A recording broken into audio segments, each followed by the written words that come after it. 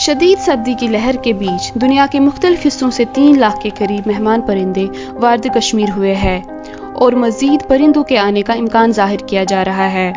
مہمان پرندوں کی آمد سے کشمیر کے ویٹ لینڈز کی رونق دوبالا ہو گئی ہے، جبکہ ویٹ لینڈز کے منتظمین مہمان پرندوں کی خاطرداری میں مصروف عمل ہے۔ وادی میں سردی کی لہر جاری ہے اور رات کے درجہ حرارت میں مزید کمی ہو رہی ہے۔ پوری وادی سردی کی شدید لپیٹ میں آ گئی ہے اور لوگوں نے کانگڑیوں اور گرم ملبوسات کا استعمال شروع کر لیا ہے۔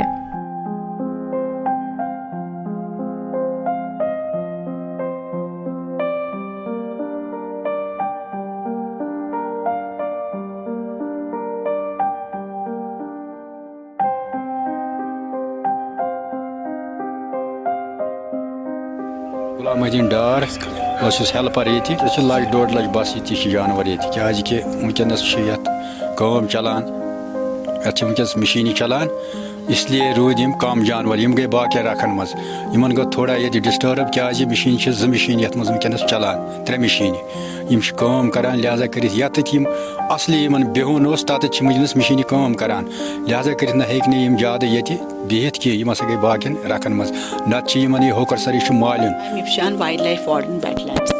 Wetland Division has been created in the year 2005 and presently under the administrative control of this division there are 9 wetlands.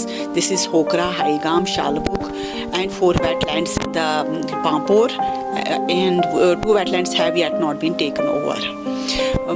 These wetlands serve as flood absorption basins and are also a tourist attraction.